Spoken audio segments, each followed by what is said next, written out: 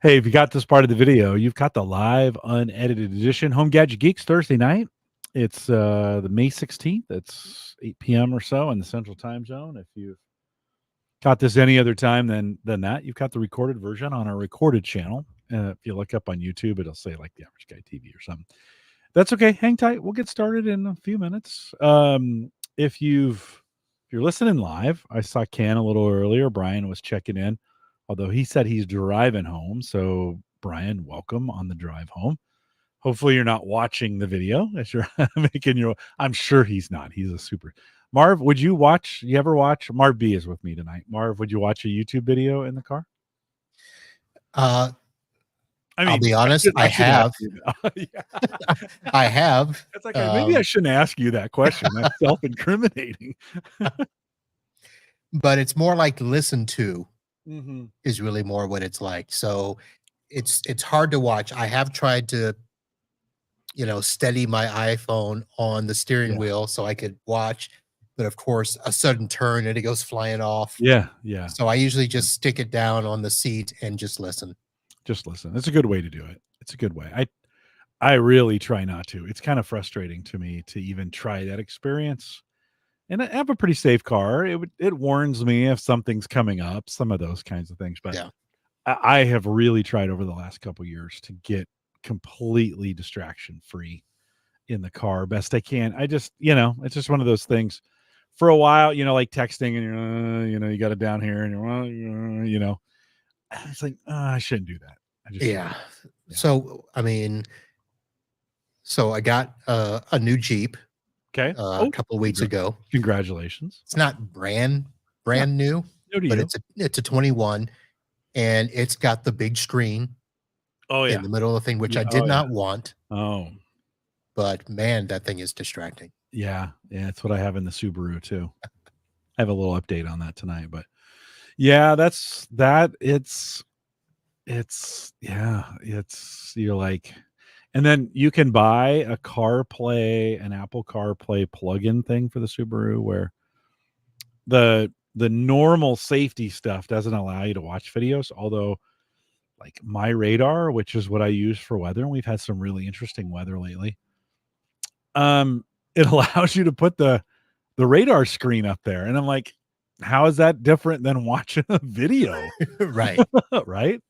Yeah. Navigation, you throw the navigation up if you're trying to drive, and it's got the map up there. Yeah, and you're like, oh, where am I? And then yeah, the wife loves it because before, when we would travel and I would listen to, a podcast or, music on the phone, it would just stream through the car, but you couldn't see. So she'd always find herself looking down at the phone to see stuff. Well, now everything pops up on that screen. So the podcast, songs, all of that stuff. So of course she loves that. Yeah. What made you go with the Jeep? What was I've been a Jeep guy since 2002. Oh, okay. So I can tell that story if you want. Yeah, go ahead. Why a Jeep guy since 2002? So so the first car that I bought outright after graduating. So I'd always bought, cheap junky cars. My very first car I bought for $1. Wow. Then the next car I bought for like $500 while I was up at grad school. So when I got down to Fort Lauderdale, had my first full-time job out of grad school, I'm like, I'm going to go buy a car. And I bought a 1992 Dodge Neon. Oh.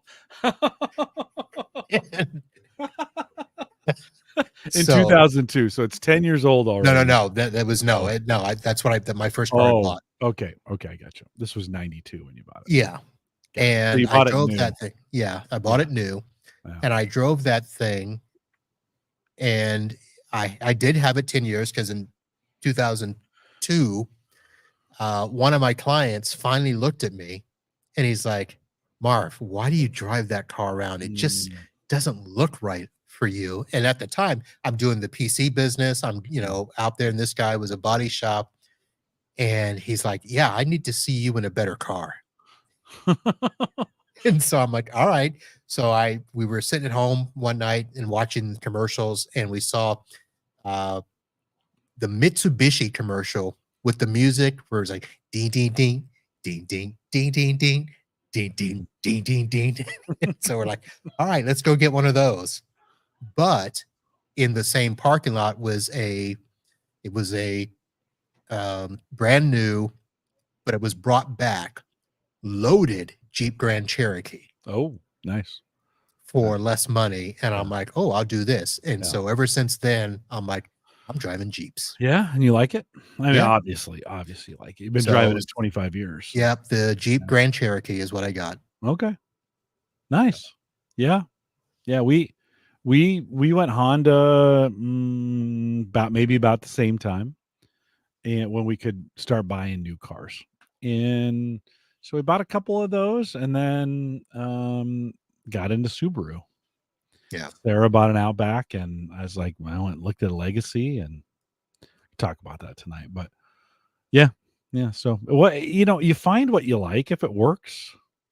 If it works for you, Yeah. go with what works. I always wanted a Jeep.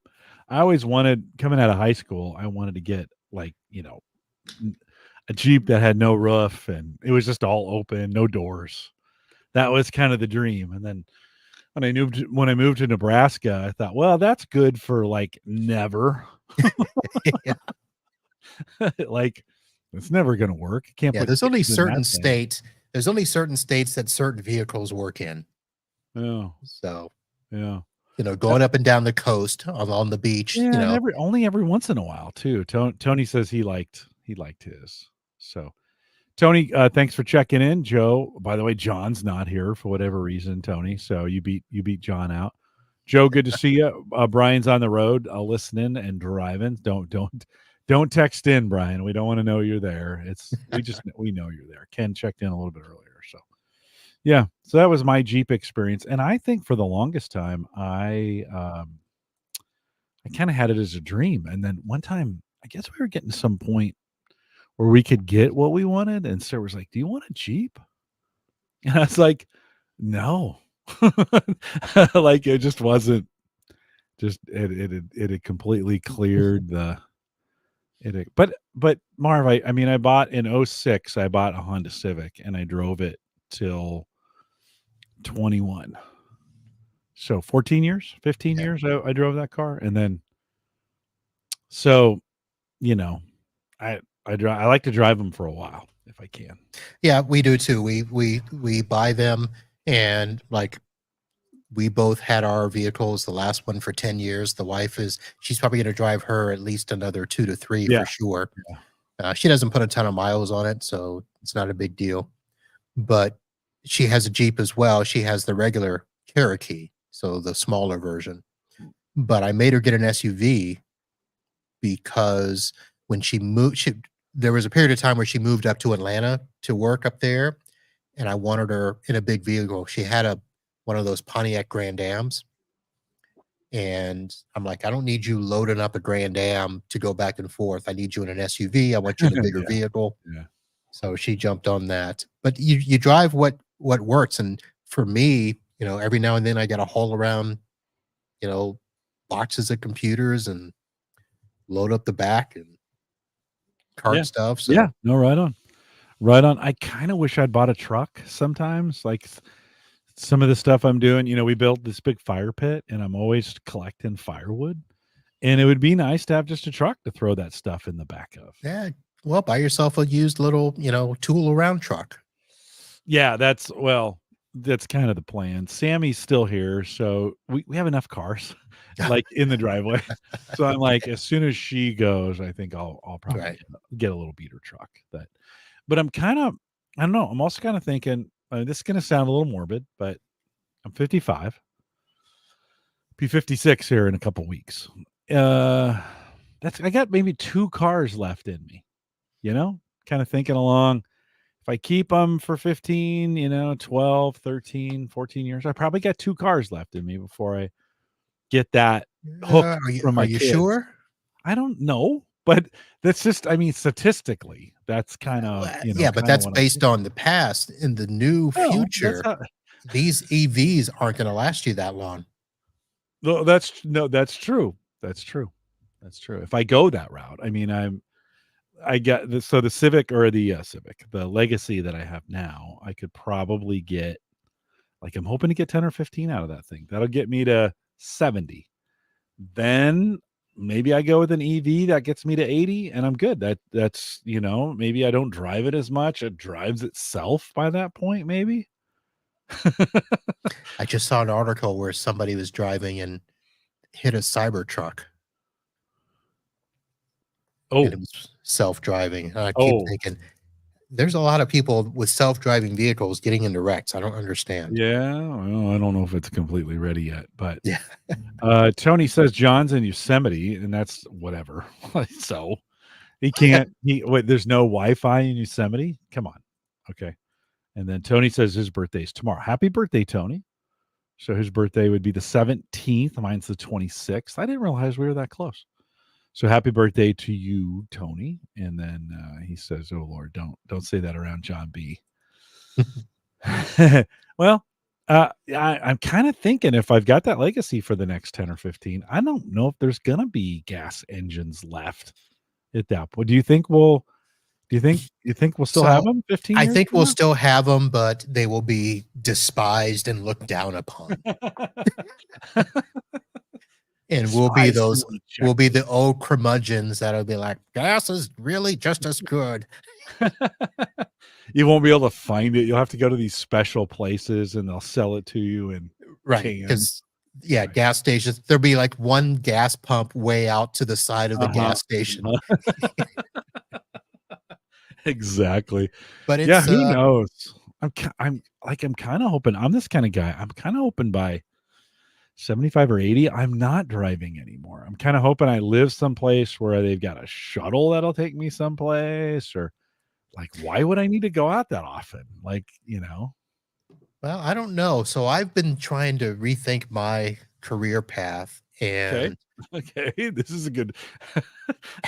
so you haven't opened the show yet, but maybe No, no, no, no. Well, that's good. Well, hold that thought oh, for okay. maybe we'll get that towards the end. So maybe we'll get that towards. Tony said his grandma's 97. Yeah, it's grandma. Grandpas don't us guys, we don't get the opportunity to live that long. My mom was 93. My dad was 82, I want to say. So Tony said he tried full self driving in his Model Y, and no way I'm trusting that. Mhm. Yeah, I don't. No, me neither. Me neither. Not at this point. It'll get there. I think it Yeah, will. it will. I think it'll get there. Yeah, I think they'll get it there. So. Okay, let's get going. Marv, thanks for coming out and hanging out with me tonight. All right. Appreciate it. Here we go. This is the Average Guy Network, and you have found Home Gadget Geeks show number 608 with Marv B, recorded on May 16th, 2024. Here on Home Gadget Geeks, we cover all the favorite tech gadgets that find their way into your home, news, reviews, product updates, and conversation, all for the average tech guy. I'm your host, Jim Collison, broadcasting live from the Average Guy.tv studios here in a beautiful Bellevue, Nebraska.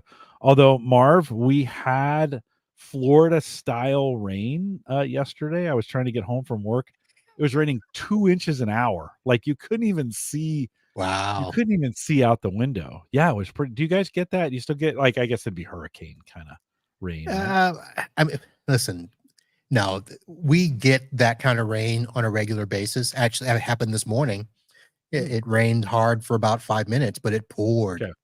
Yeah. And Yeah. but we get that all the time. So it happens depending on where you are in the state. It happens at different times of the day on a regular schedule. It used to be 4:15 every day, hard rain, and then you're good. For like 15 minutes. 15 So yeah, minutes. Yep, right. 10, 15 Thunderstorm, minutes. couple cracks of thunder. We would Yeah. joke about the same thing when I was stationed at Fort Ord in Monterey, California. We would say 4 o'clock, fog rolls in. You would have your sleeves up. Military those days, we'd roll our sleeves up in the summer. At 4 o'clock, everybody pulls them down because it's the fog's rolling in, and it would Yeah. go from 75 to 55, in about 40 minutes. And it'd be Yeah. pretty cold. Yeah, yeah. Well, it rained hard, like I haven't seen that kind of rain in a while, and some local flooding. And I drove through an intersection, and they closed the intersection 5 minutes later. Like, no, Mm, you can't go across this thing. So yeah. it's been raining a lot here, which is good. We were in a little bit of a drought. So, anyways, we'll post the show with some world class show notes at theaverageguy.tv. A big thanks to the guys from hometech.fm. The boys over there joined us last week. If you haven't caught that, it was a fun show.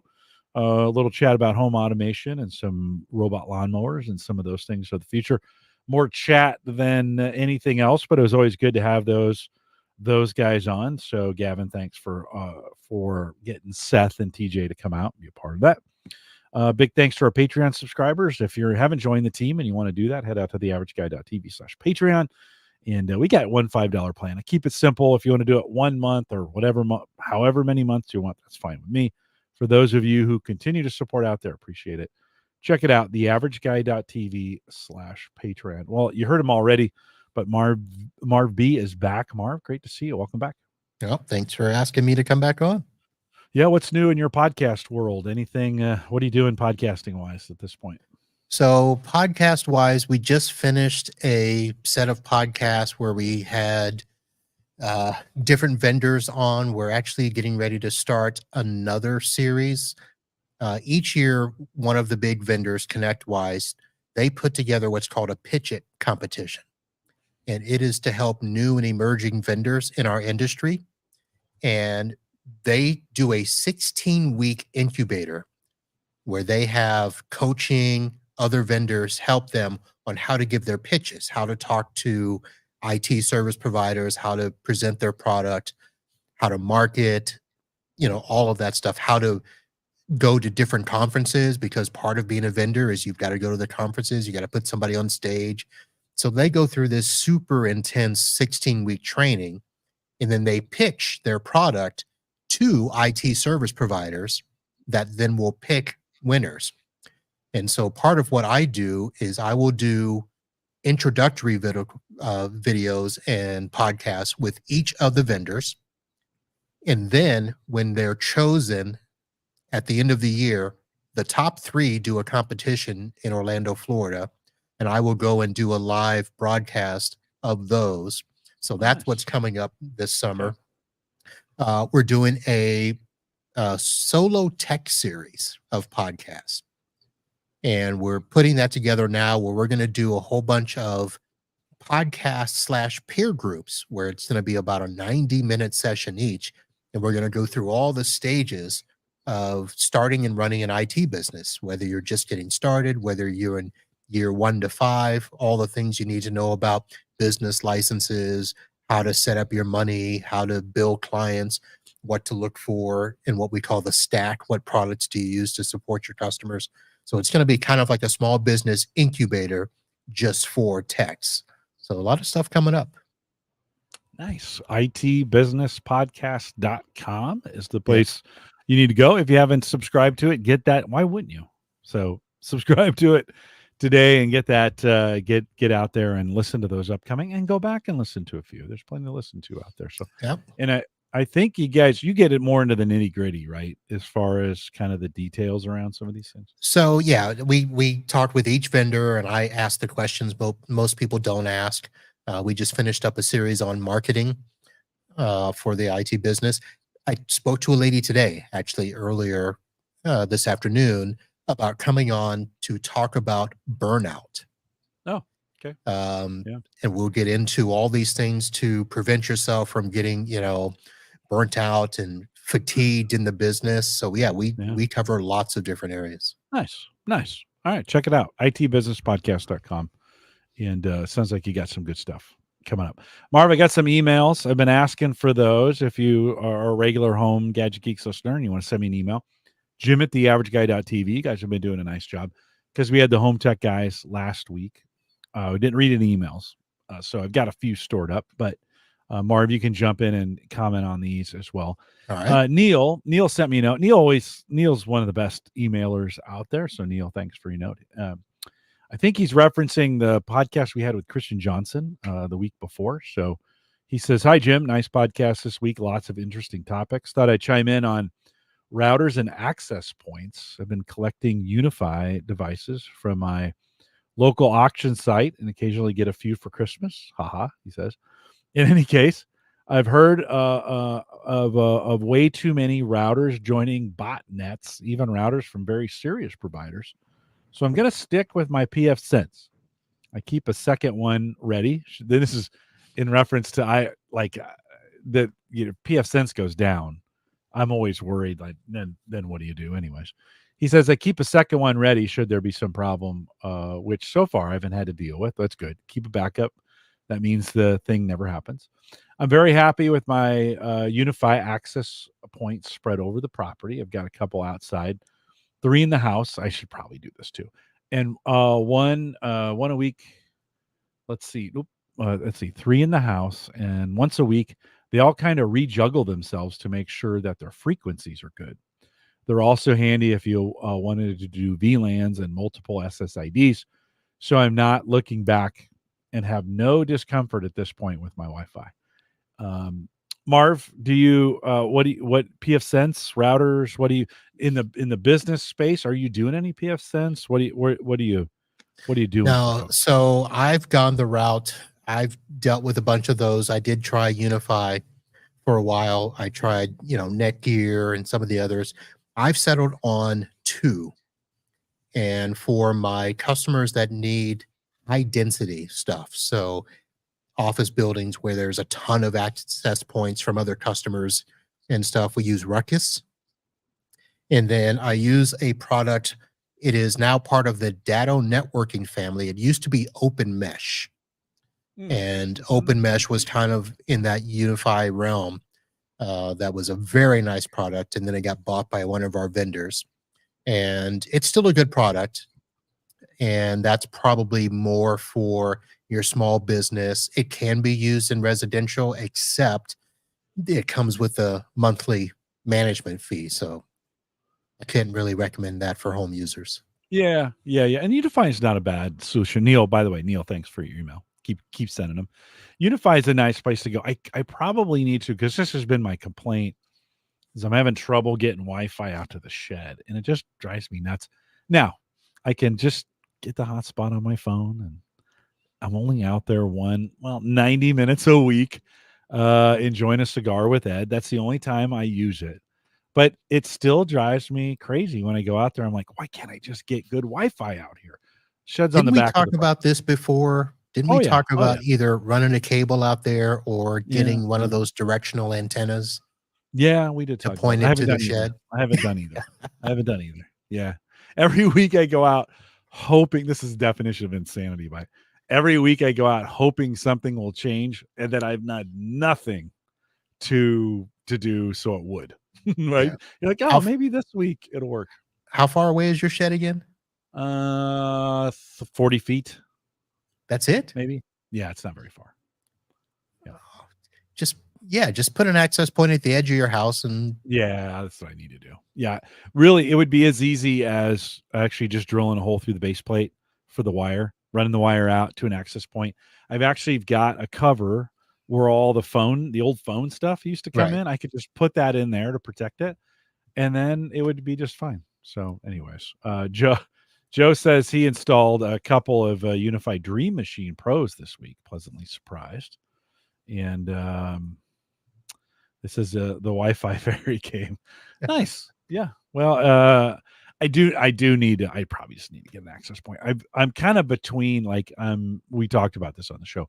I'm using this Bitdefender all in one. I really like it. It's the crappiest Wi-Fi router ever. I shouldn't say crappiest.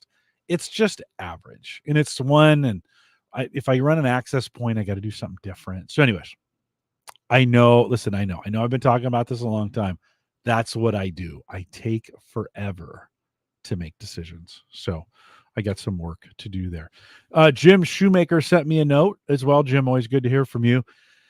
Marv, I've actually been battling the firmware or the software that comes with my Subaru. I have a 2021 Subaru Legacy.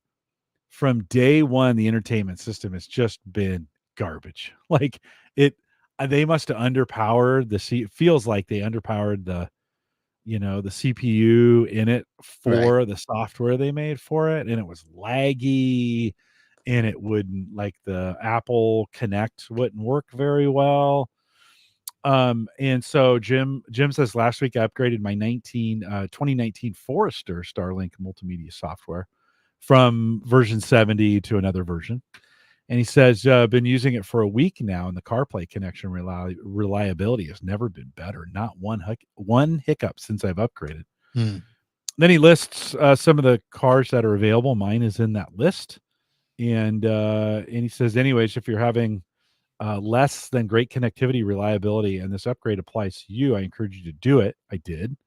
If the how-to guide doesn't work, I didn't need, by the way, I just connected and then the upgrade will work great. He said the latest show with Christian was very nice. One comment before I retired, one of my sites had a private 4G LTE system. We talked about private 5G in that show, setting up your own private 5G network. He says it found out the hard way that it was completely dependent on a controller located in a nearby city. When there was a power outage, there we lost function on our plant, even though all of our local power protection worked perfectly.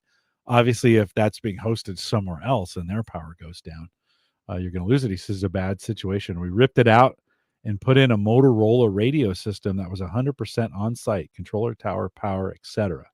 If I was looking at private 5G, I'd certainly want to understand whether or not it was truly locally standalone or functionally dependent on something somewhere else. Marv, have you done any private 5G stuff at all? Yeah. Have you looked into that? No.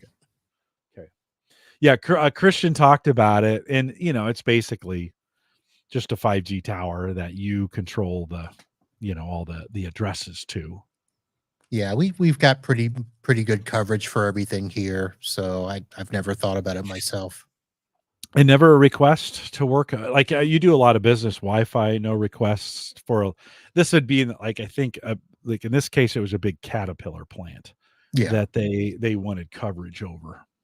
No, the closest thing I've had is a customer that has a warehouse where inside the building the reception is just horrible, so they just worked with Verizon that got them some internal antennas that we deployed and connected to our Wi-Fi network, Yeah. and that extended the coverage for them Yeah. for that. But no, nobody down here really asked for that stuff. Yeah. Nobody wants to pay for anything. Yeah, that's gonna say, as we found out with Christian, buying the bandwidth is like $500,000. Yeah. So you need to have a good, well, in their case, though, it replaced tons of tons of local Wi-Fi equipment. And it doesn't take much in a big, in a gigantic warehouse space to have all that equipment start adding up. Yeah. And it going down and some of those kinds of things. So, anyways, Jim Shoemaker, I did upgrade. It was seamless. I did it actually as I was driving home from work one day. So I got the upgrade going in the parking lot, and then it downloaded, and then I took off, and it's just the entertainment system. It's not like my car. It's not like a Tesla where my car is dependent on the software. So and I know that's not always true, but it was done by the time I got home. I shut it off the next morning. I came out. It fired right back up. And Jim, it is much, much faster and much more reliable. I didn't think Subaru was going to be able to do it. I thought they had over engineered the software for the processor that they put in there, and was thinking, software developers are not used to writing software more efficient. They're just asked to add more features, right? Hey, can you make it do this? Can you make it do that? None of them are like, hey, can you make this thing run on really crappy hardware, type deal. I never thought it was going to get solved ever. I thought, well, this is it. I'm going to have a crappy entertainment system for the life of the car, which I was okay with, But sure enough, it was 2 versions behind. The upgrade fixed it. It connects reliably. It's fast. And Marv, a weird thing, I've never experienced this in a car. The HVAC controls for the car, the UI, it's software driven. So, your fan and temperature and stuff is all on screen. And I kind of like it manual, but in the Subaru, it's part of the software. The UI changed. I never experienced that in a car where, Oh. yeah, they actually changed the UI on it. Like, it's different dials. Things are in different places. And I was like, oh, that was ballsy to, because think about, I mean, people are not used to things. Imagine if you got in your car one morning and all the controls, like your dashboard controls, they were all different. Yeah, Would but you? there's this, I don't know where this comes from, but that is an extension of the IT world where developers are Yeah. just they're in this UI UX phase where everything is being rebuilt and redesigned, and it depends on the engineer that's doing it, which they don't care what the person before them did. Yeah. They're like, I like Yeah. the buttons over here, so this is where I'm Yeah. gonna put them. Yeah. And you're right. The people Yeah. like us that are like, I like my stuff in the same Yeah. spot. I don't care if you upgrade it, but just let it be in the same spot. Yeah. Yeah. Well, I expected it on a phone, some of those kinds of things, even Windows or Mac. Every once in a while you're like, oh, yeah, things are going to change in the update. Never in a million years did I think a UI change would roll out to a vehicle, especially like Subaru, and it's completely different. I was So like, here's the question. What yeah. platform are they running that off of? Android? Oh, that's a good question. I don't know. Jim Because Shoemaker, maybe I don't know. because I think that's part of the deal is they're trying to, like Windows is trying to Yeah. make their Yeah. platform across all devices the Yeah. same. Yeah. Yeah.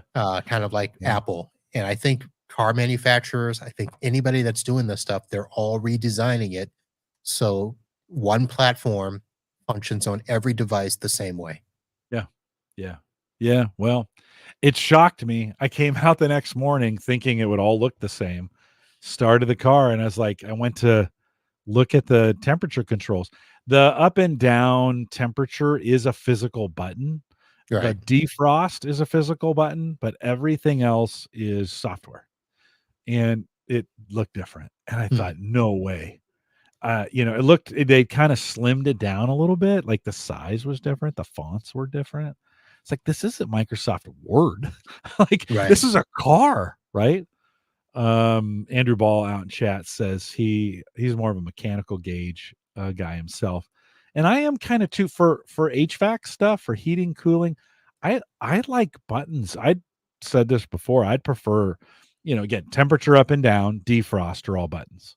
Everything else, I kind of like buttons. Marv, do you find yourself sometimes missing you in your new Jeep? We talked about this in the pre-show, which you can get if you're a Patreon subscriber.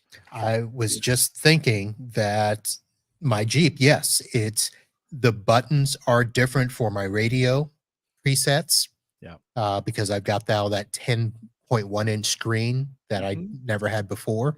Hmm. So everything is there. Now, the temperature controls are both. There are physical knobs, and there's a little climate button I can push on the screen, and everything shows up there because it's got the different sides. We can program the temperature for both sides of the vehicle. We Yeah. can have it do auto mode Yeah. where Yeah. we just set the temperature and it will automatically adjust up and down.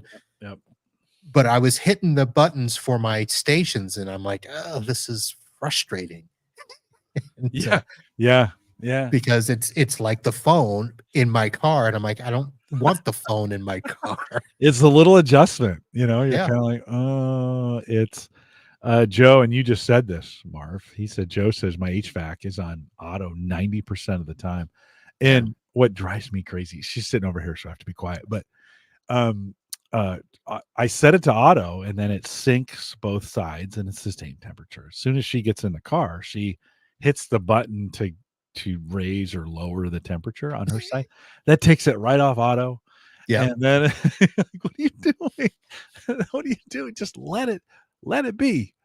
But Yeah. no, that's not gonna happen. That's not gonna happen. So I have to be careful there. So anyways, Jim, thanks for your Jim Shoemaker. Thanks for your email. I got the email the day after I'd upgraded. So thanks for doing that. I wouldn't have known, but I did know, and it worked out just fine. So I appreciate you doing that. One more email, Bill Rockhold, who's been on the podcast before. I haven't talked to him in a while. He says, "Hey Jim, a long time no speak. I've been catching up on the podcast. You asked about printers." He Oh, says, "Yeah." He says, "We have 5. A Canon inkjet scanner, an Epson ink tank printer scanner, a black and white laser printer, a Brother multifunction laser, and a Brother color laser. My wife's a school teacher and part-time travel agent, so I'm assuming he has business needs or some kind Wow. of Yeah. needs for all. This was the question, Marv. Do you have a printer? Do you print anymore? Do you have one? Yes. Invoices and stuff, right? What do you have? Well, so at the house, we have just one. It's just a regular laser black and white. But here at the office, so I have my own. Kim has her own. And then we've got two around the office so that if other people come into the office, like where I'm at right now is kind of like the lounge multi-purpose room. So we've got a conference room table, we've got a kitchen over here, and then I've got two desks set up on the side. So we've got a laser multifunction over there, and then on my other side, I've got a room where if I had techs full time, they've got their own printer there. So I've got Huh. four here in the office. And do they ever get used anymore for the most part? Not really. I mean, Yeah. ours Mm. do because I still print a lot of stuff. Okay. And then Kim prints a lot of stuff. She still prints out invoices and Oh, bills yeah. and that No, sort of stuff. sometimes you have to do that, right? I Yeah, mean, we haven't but we QuickBooks takes did care of some of that stuff get for you. QuickBooks. Yeah, and we also got we got a thermal printer for UPS and FedEx labels. So we Yeah. got that. Okay. Okay. Yeah. Well, you're running a business, so Yeah. you need some of those around. The question just was, do we even need printers in 2024? And yeah, I think we do. I printed a Menards label. I bought that umbrella for. We talked about this a couple weeks ago. I bought an umbrella for the deck in the back, a big 13 by 10 retractable umbrella, so we can put that thing up and set underneath it and pull it, because Nebraska weather, it's not the most predictable, so I Right. can't just leave it out all the time. So um I uh, didn't even it- think about that. I mean, I print so much on a regular basis. I didn't even oh, think about that. yeah. I mean, just my regular when I print out show notes, and Oh, outlines, I print um, documents. I actually, so when I did not trade in my old Jeep to the dealer when I got the new one, I sold it privately. And so the people came here to pick it up, and I printed out the bill of yeah. sale, Yeah. Yeah. and had them sign and Yeah. all that stuff. So Yeah. I never even thought about that. Yeah. Mine's a $60, HP from Walmart or whatever it was. And yeah, we do. I printed a Menards rebate for him the other day, but we sure don't. But we don't print very much. So Bill, thanks for that. He goes on to say, you asked what people use for server storage. He says, I have an old Windows 10 box with 30 plus terabytes of spinning drives, still using the drive pool software. And good for you. I am too. I still have that around. It just showed up on a PC the other day. The license from the home server days works with their workstation software. I store TV, movie rips, card files, and 3D printing and scanning docs for pictures. Um, well, I've asked you before, but how big is do you have local storage just for you, or are you doing everything in the cloud? We do local storage. Okay. So I still run a physical network here just to mimic what my clients need. So I've got a domain controller Okay. on here, but I've got a physical domain controller, and then I've got a virtual app server that I run on a Synology NAS, and then I've got about 30 terabytes Okay. Yeah. of storage that How we much use is for. used, do you think? It's probably not as much. It's like 30, 35% maybe. Okay. So 10 terabytes. Yeah. Yeah. Okay. Yeah. And that was the real question. It came in, and I forget who it was, but somebody was asking, hey, I'm thinking about building something out. What are people doing these days? And so we just spent a little bit of time talking about that. So that's what Bill's doing. I still think we live in a world where if you got some old PC hardware and an old copy of Windows, I mean, you could use Windows Home Server. I wouldn't recommend it, but you could, you could do Yeah. it on Windows pretty well if you wanted it to go ultra cheap.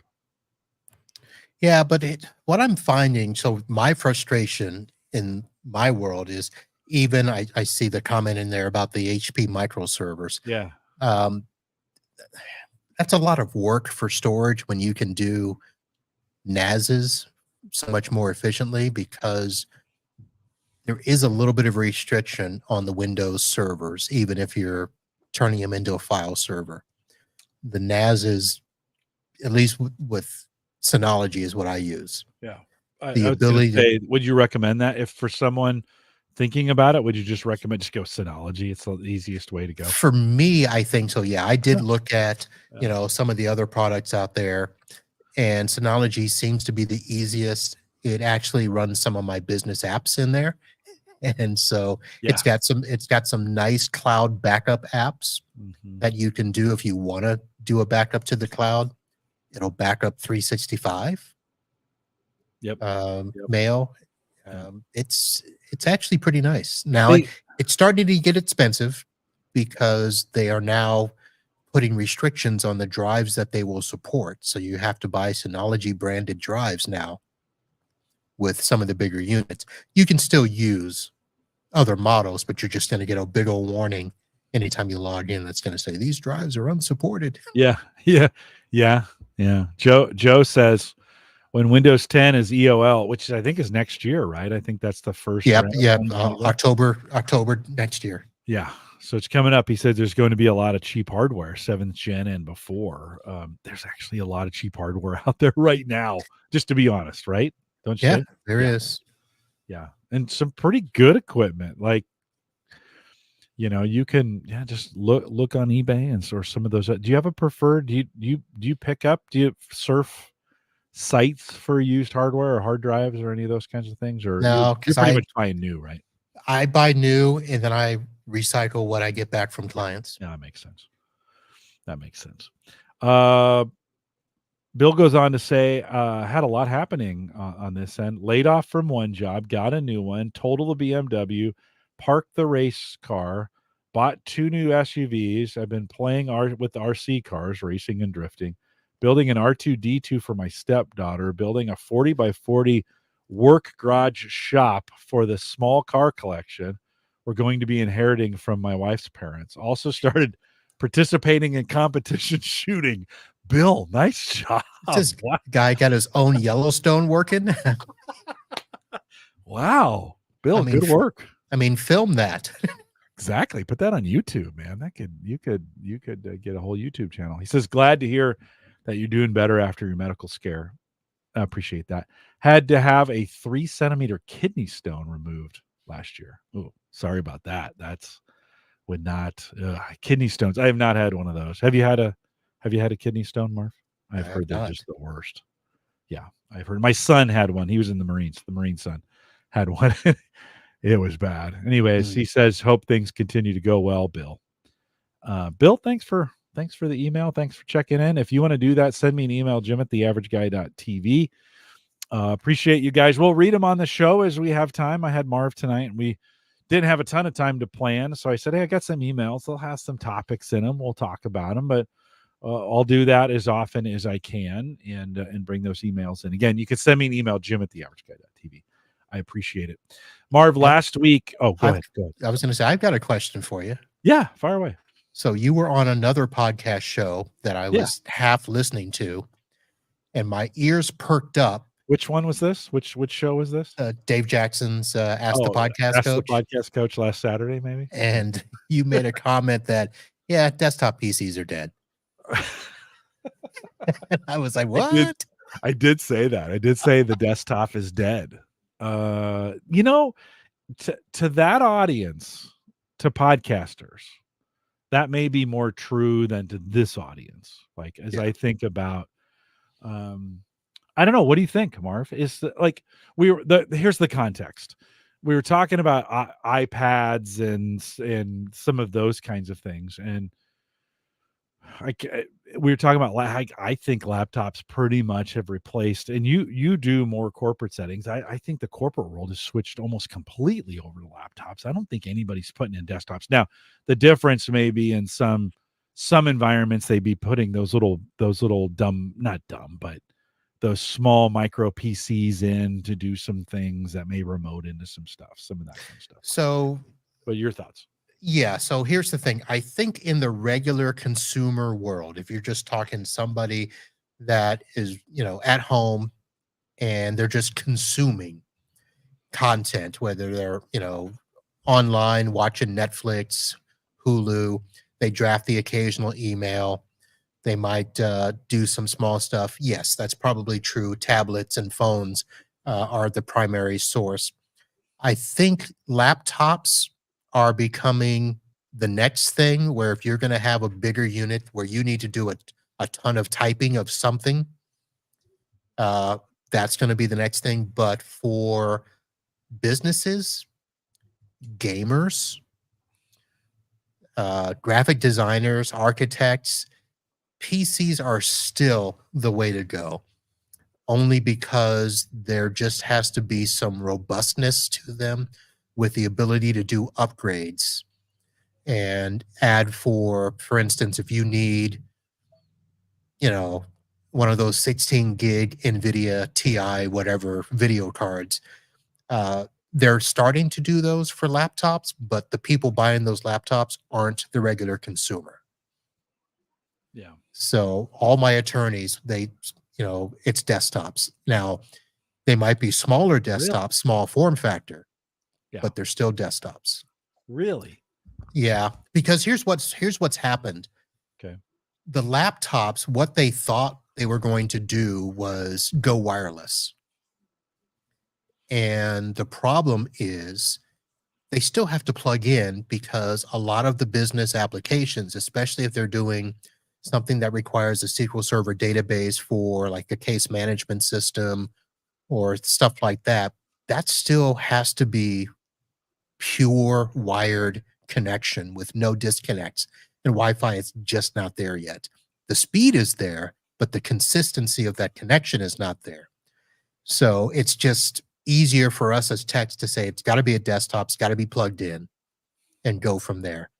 I have a entertainment company that's trying to go all Wi-Fi, and they're struggling because anytime they're doing presentations and stuff, they're pulling up these large graphic files on Wi-Fi and they're frustrated.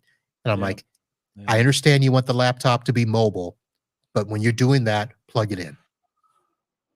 Yeah, and we have gone to like docking stations. So, in to this audience, we think of those docking stations you'd click into. Right. This is really just a USB, Yeah. USB-C connection in, right? USB-C or Thunderbolt or whatever. Yeah, whatever it is. Going to a box and then your network's coming in, your monitors are coming in, your a couple of your USB devices are coming in. And I mean, that's been since COVID, that has been our configuration. And I kind of thought everybody was headed that direction where like why would you put a desktop why would now I get why. I get why. But my thinking is why would you the laptop pricing isn't that much more than your desktop. But Andrew says, he says we're buying new desktop PCs for a nonprofit office, and because they are cheaper because of this Windows 10. To go Right. to Windows 11, you're going to need a new. That ought to be that ought to be interesting. Hold on. He says considering tablets and laptops, but rejected them mostly because of battery issues. Battery issues. Yeah. And, Yeah, yeah. battery Go ahead. issues, people losing power cords.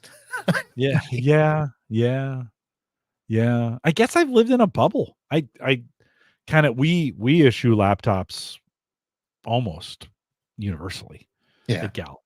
And I guess I kind of thought everybody was kind of moving that direction. Now, we don't we're all knowledge workers for the most part. We don't have any kind of nothing else in there, but maybe I was just thinking that everybody was moving that direction. Just as a side note, Tony says that 3 centimeter kidney stone Bill is huge. He says God invented them so men would know Yes. what it's like to have a baby. Ugh. Yeah, Yeah. I gentlemen. was going to say something like that, but I'm like, I don't know if this audience is the right place. No, it's fine. Tony said it for you, and he's in the healthcare field, so he can say it, and got away with it. Yeah, I mean the whole discussion kind of came up around this idea. Well, I mean, the PC and laptop sales, let's say desktop and laptop sales are down overall because people have moved to their mobile devices for the most part and aren't buying. I don't see. I mean, I don't. Most people don't even have PCs at home now. This audience completely different, but don't you think like the? I mean, like laptops and PCs are just aging in people's houses, and they're like, I listen. My neighbor across the street just pinged me the other day. He's like, my laptop just doesn't even work anymore. I need to do something. I'm like, well, why didn't you replace it? He's like, because 99% of the things I do on my phone. Why would I replace it with something new? Yeah. I do think that as individuals, the stuff that we need to do, phone or tablet, is going to be primary. Okay. But I think when it comes to work and other types of environments, it's probably 50-50. Like you're Yeah. able to do laptops in your environment. My law firms can't. Another reason they don't do it is because laptops can walk away. A desktop, Yeah. Yeah. it Yeah. doesn't. Yeah. They don't It want to still risk can. that. Still can. It They just doesn't have can. the it's not no people aren't gonna the workers aren't gonna take those home because it's not convenient. And then they're Correct. not gonna get stolen out of in California, the theft out of vehicles is so bad right now, Yeah. you know. But the other component to that is we're not fully converted to cloud outside of Yeah. email Yeah. and backup. The software vendors they're coming out more and more, but what's happening is businesses are finding that it's not cost effective for them to completely go to the cloud. So they're still going to live terrestrial with their on-prem, whether it's a full server or just a storage server, just something that they can run stuff locally. I've got a couple of customers that had an issue where they had data in the cloud and the vendor went away. They lost their data. Yeah. And they're like, well, Yeah. we can't risk Yeah. that. Yeah. So Yeah. No, right on. it's Right. that catch 22. Yeah, you think the cloud is like, oh yeah, that makes sense. Everybody moved to the cloud until those cloud servers go away or whatever, right? Brian, who's not driving anymore, thank you for saying that, Brian. He's just got home. He says at school we tend to use desktops over laptops for standardized testing for students, taking advantage of larger screens, and that is true. You can get a much larger screen that way, and they are a little bit cheaper. Well, Andrew, just oh, go to ahead. that point, so I've got a customer, that entertainment customer we're talking about. So we just purchased graphic laptops for them. They're the ZBook. They're like $2,500 laptops with the NVIDIA 8 gig video dedicated, 32-inch dual screens for them with their docking stations. Mhm. It's not cheap. No. It's not a cheap setup. No. Yeah, and this is the weird thing. I for gaming, it would be hard for me to justify a gaming laptop in most cases.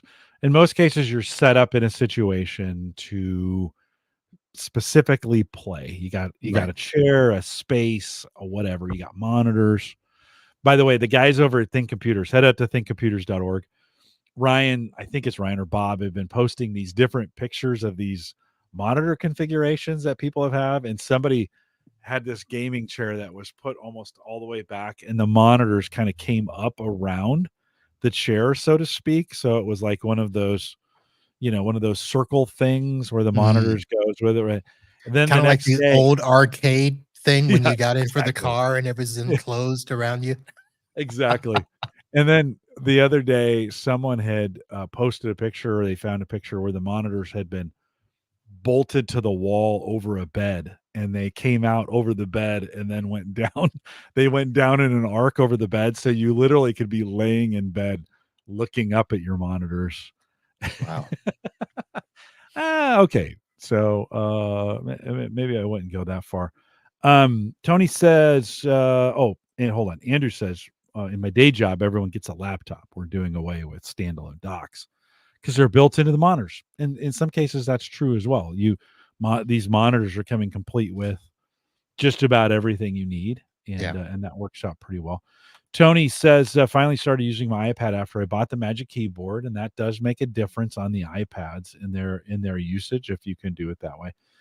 Marv, you have an iPad? Do you use it on a regular basis? I do. Actually, I've got 3. 3?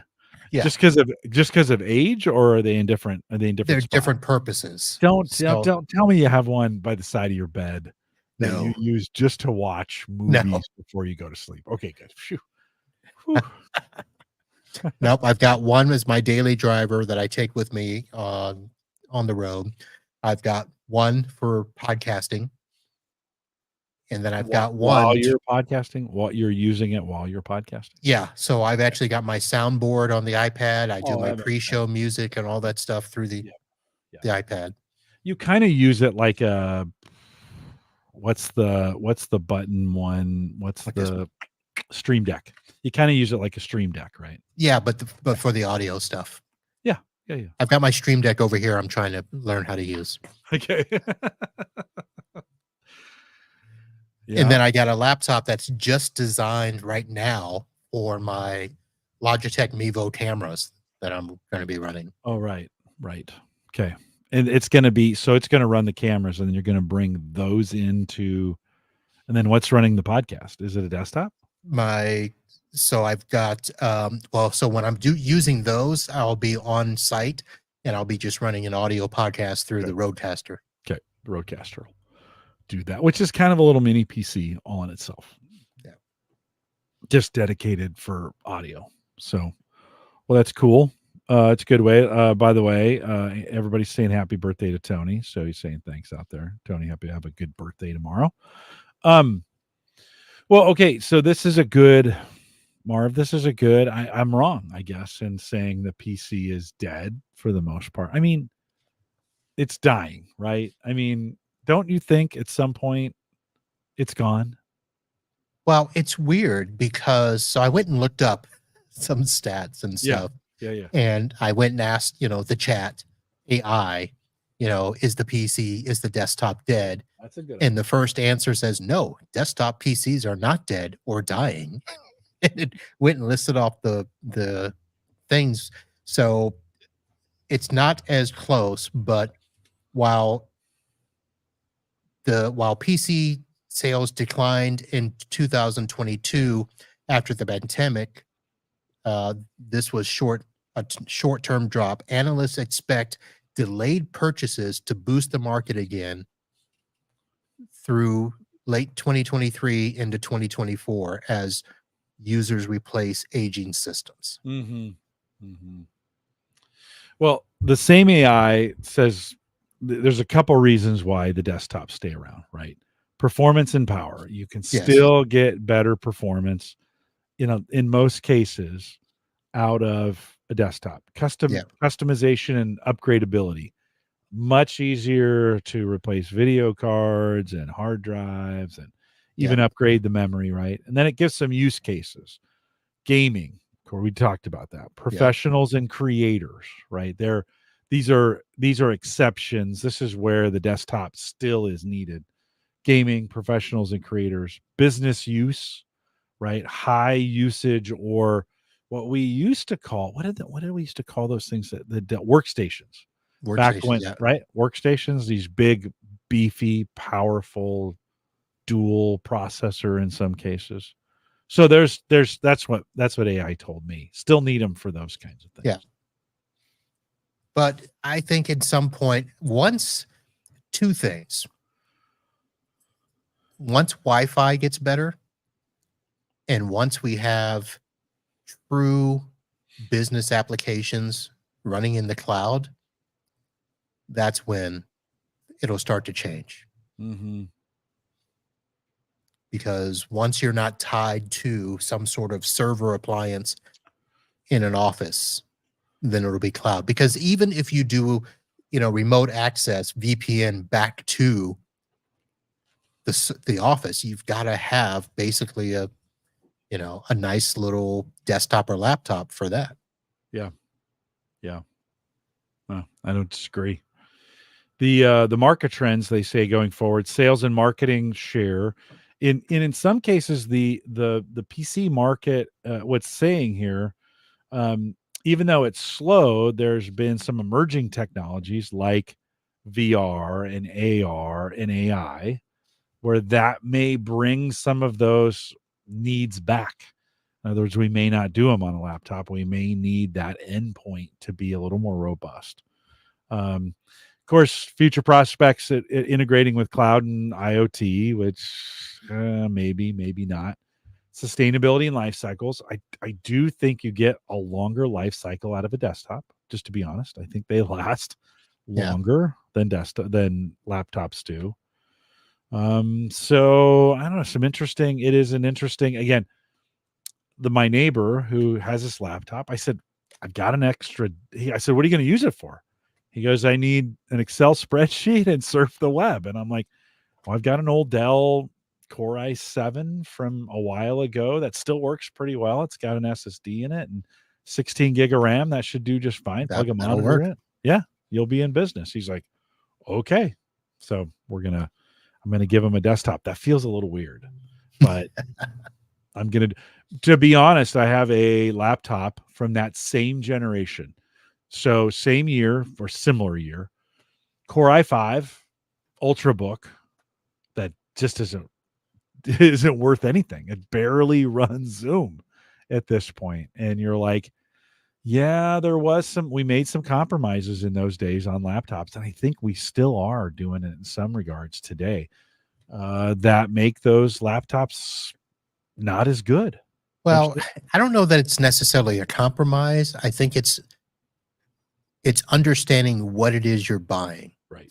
Because people are still buying on price and not understanding what specs are needed to run what they need, because everybody sees the $399 laptop and they think, oh, this will be fine. But yet it's the low end Celeron, 4-core processor that's really not going to do you well when you need to have a 6 or 8, Core i5, i7, actually even i9 now, or the AMD Ryzen equivalent. But vendors are probably doing this on purpose because they're like, look, we're going to build a disposable industry. We know that we're replacing iPads every couple of years. We're replacing phones every couple of years. Replace your laptops every couple of years. I don't want to. Well, it's not me. I'll be honest. I mean, I get issued one from work, and I think we're on a 3-year cycle because of warranties. They want to get the warranty is 3 years, and they want to get it out of the cycle before the warranty is up. And so they're, every 3, maybe 4 years, we're cycling them out. We own them at that point, and then they're passing them on to employees, which is a nice gesture. We get them for way under market value, right, which is kind of nice, right? Last 2 laptops that I've worked with, I own now, and I've used them for a variety of things I kind of use it like people use iPads, just to be honest, right? Zoom calls and some of those kinds of things. I'll be honest, I prefer a laptop to an iPad or to my phone, but the apps are getting good on some of these. The apps are getting pretty good on some of these. Like on an iPad, where you're like, yeah. Okay. Yeah, the thing with the iPad, I think the person said earlier, getting the magic keyboard, it's really the keyboard is key for with sure. those, because trying to tap on the screen, I don't like it. No. Yeah. But I've purchased those cases with the keyboards in them, and I'm like, I don't like those either. Yeah. Marv, the kids aren't going to know how to type on. I don't know where it's going with them, but like we like handwriting is going the way of the dinosaur, and I kind of tend to think that maybe we'll head that way with the physical keyboard at some point. Don't you think? Well, you know what I did for the first time this past weekend?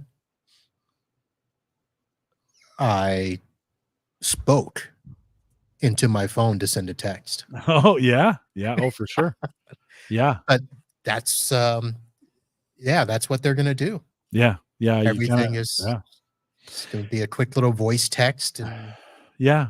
my daughter was like, "You're still typing with one finger on my phone?" I'm like, "Duh, duh, duh, duh, duh, duh." And I'm like, "Yeah," like, and she's got two thumbs going, "Bah, bah, bah, bah," I mean, she's just ripping out on that thing, and yeah, you kinda gotta wonder at some point if it'll all be 100% voice. So between voice, predictive typing, and AI, Yeah, yeah, writing will be ridiculous. yeah. I mean, It we already can't find pencils anywhere, right? Well, the other day I was writing something. I have a pen. If you're watching the video, I have this pen. This is what pens look like if it's been a while. Um, and I didn't get very far. My hands started cramping up. It started. Oh my god, I need to write more. I'm losing this. I'm losing. Well, you mentioned AI, and I noticed in ChatGPT, so the open AI version of it, they sent me a little prompt this week, maybe that said, "Hey, would you like?" Because I've been using the free version of it, right, the 3.5, Right. and they sent me a note and said, "Hey, would you like to use the 4.0 for free?" And I said, "Yes." And I don't know if it's a trial. I don't know if it's going to stay. I didn't read up on it very much, but I think I may be. I could still upgrade and get all the other. I think they're at 4.5 on the upgrade now, or something like that. But we're kind of past the hype phase of this. I'm not hearing as many people talking about it, and yet AI continues to get more and more powerful. I think every single week in some of the things we're doing. Is there anything new that you've seen on that front that excites you, that you're using, or scares the bejesus out of you? I don't know if it excites me, but all of the vendors in our space are all adding AI into their products.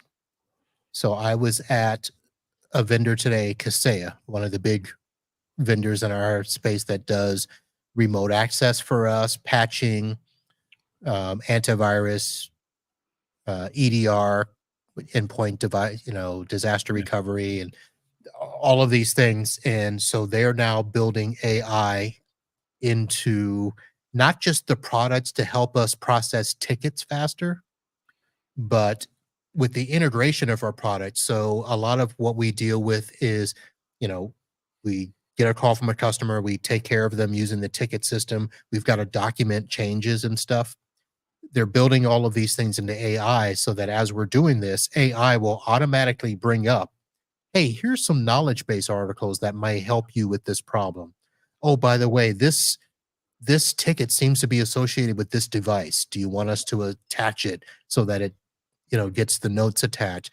By the way, you might need these passwords to log into. I mean, it's a whole process Yeah. that on the one side, it's going to make our jobs a lot easier. But on the other side, it could open up a can of worms to allow for people to do things that they probably shouldn't. Yeah. Yeah. Yeah. I heard an interesting story today. I was talking to somebody, and there was a professor somewhere who had created like 15 of his own AI bots that had all um specialties. So one was like a therapist, one was a friend who had these things happen to him, like all these different scenarios to kind of distill it down, because you can't just let AI run. It needs some parameters, right? It needs to know who it is. So in the article, at one point, he began to let them talk to each other, and he goes, "That was a bad idea. That was a really bad idea." And some of them just kind of went sideways. He's like, "Well, I had to shut that one off. Yeah. Oops, I had to shut that one off." So Yeah, I don't know if it we're will be interesting. I mean, obviously we're going to have to redesign what we allow AI to do. So, did you hear what was the university where there was a graduation ceremony and instead of a commencement speaker, they had an AI robot come out oh oh and the students went berserk. Were not like happy. good no, not happy. Not Okay. happy. Uh, I'll have to find that story, but it was yeah, the students like when they found out they weren't having a commencement speaker, they tried to put together one of those polls to boycott graduation if it happened. Yeah, well, you could, I mean, shoot, some commencement speakers might be going to ChatGPT and say, "Write me a commencement speech and make me sound like, whatever." And that's their you would think it's probably pretty good at it, actually. It's probably pretty good. Listen, most of those speeches are kind of hokey and some of them get political, some of them, you're like, Yeah. so maybe I don't know, maybe Chat GPT is a little bit better. Joe says in chat, he says, try to get Copilot to calculate the weight to counterbalance a 14-foot pole with a wireless AP access point on it and factor in wind load. It told me how to calculate it, but it just wouldn't solve the equation. And maybe that's Copilot. Did you try the regular? I wonder how that'd be So, different. yeah, I've not used Microsoft Copilot. The vendor that I was at today, they added Copilot as the name to one of their products, Yeah. IT Glue Copilot or something. So they're all integrating Yeah. Copilot of some form or fashion. Tony says the chat bots that use fake typing sounds here. Yeah, you don't really need. Well, and Andrew says students deserve insights from a human. And in some ways, those are insights from a human. They're just a bunch of different humans. Like Yeah, the AI is not making this up. I mean, these are not the humans you are looking for. it's taking it from somewhere. Yeah, we interesting times. Interesting times we live in. I think we're in, and maybe to your point, Marv, we're in the trough of disillusionment, right? There was the hype, I forget what they call it, the top of the hype cycle, and then it starts to slide down where we kind of think, oh, maybe it can't do everything we thought it can do, or the software just needs time to work out the next set of bugs. And we may have a situation like this where students, hey, it sounded cool if we had AI do the commencement speech, but maybe the students are like, how dare you? Well, it's weird because remember now, the whole issue with AI is intellectual property and people beginning to sue because people are using AI to create, clone sounds of them.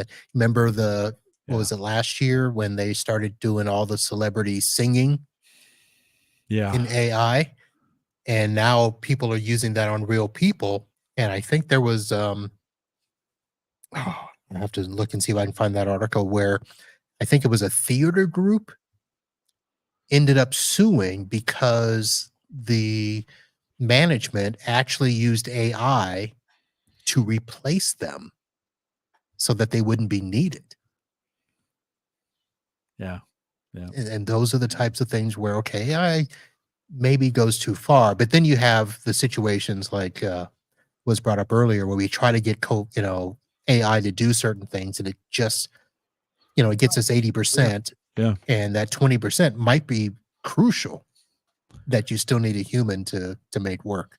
Well, the large language model that all this is based on other people's work, right? Right. I mean, that's the whole premise of this thing. And so, uh, if you say, okay, let's just say for a second, everything is intellectual property, which it is technically, right? In some regard, what's left?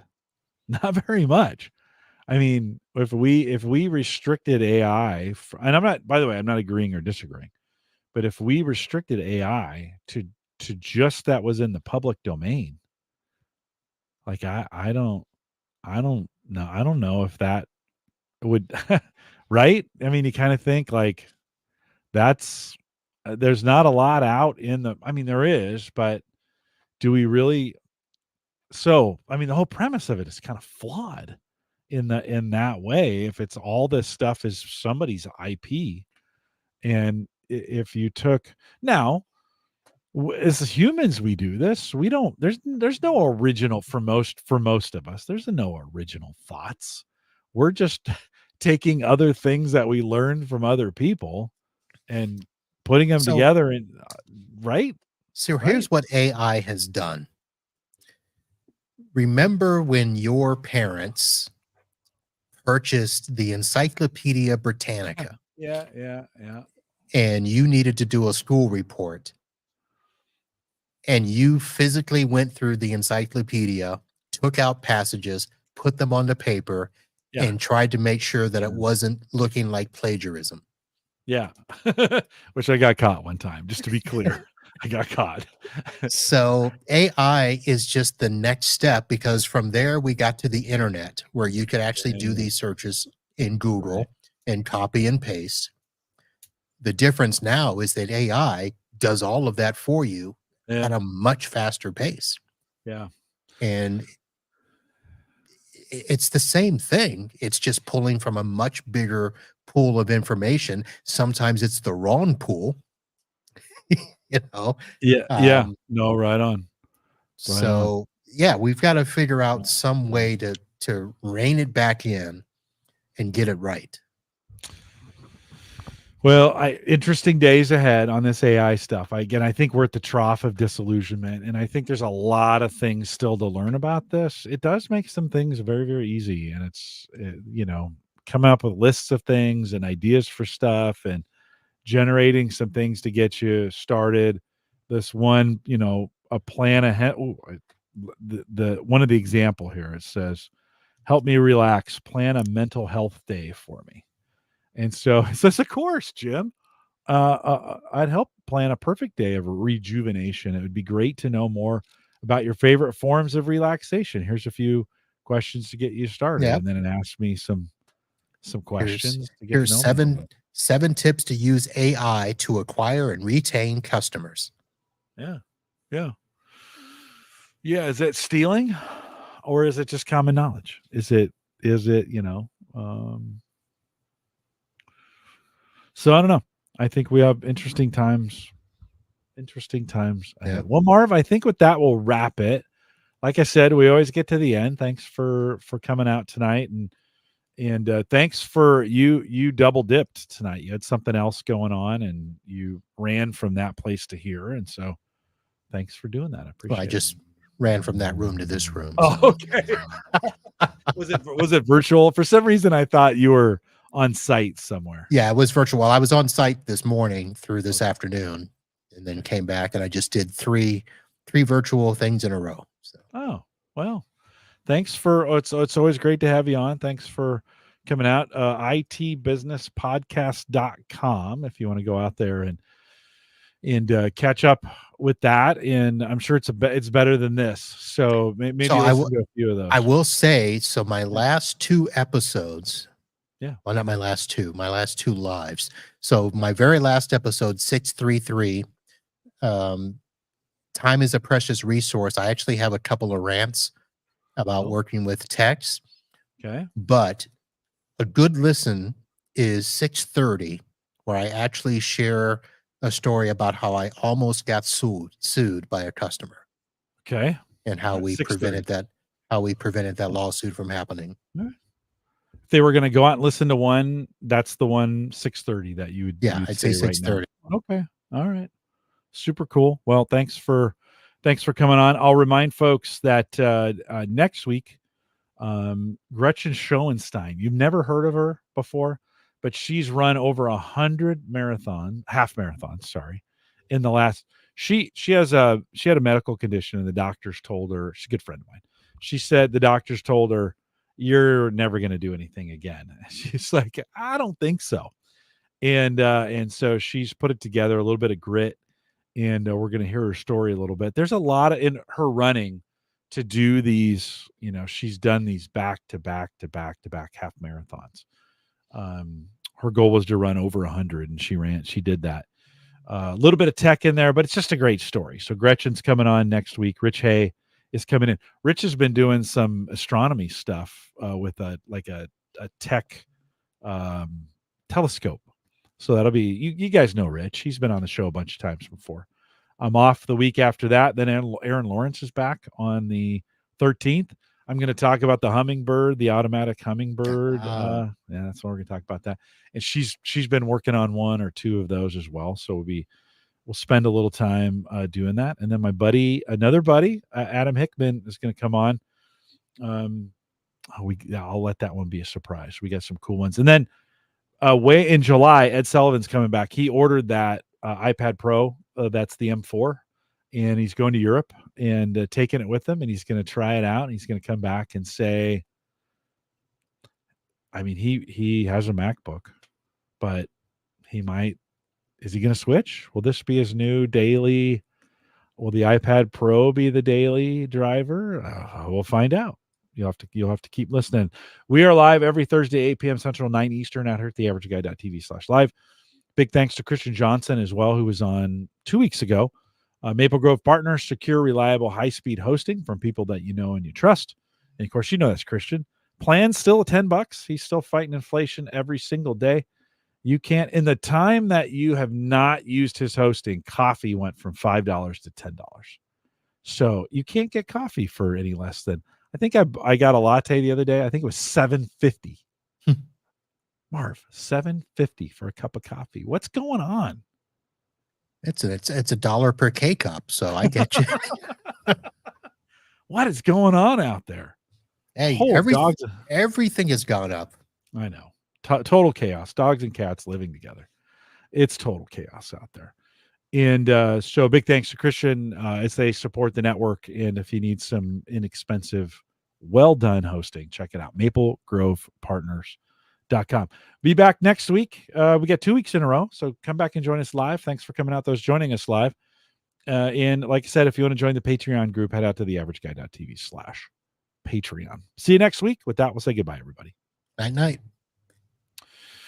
Marv, thanks again. You've had a long day. I'm going to let you go. Well, actually, I'm going to let the live audience go. Guys, Joe, Andrew, Tony, Brian, and Ken, thanks for coming out tonight. Brian says, great show. Thanks for listening to it and then joining us here at the end, Brian. That takes some dedication. And appreciate you guys. We'll see you back next Thursday.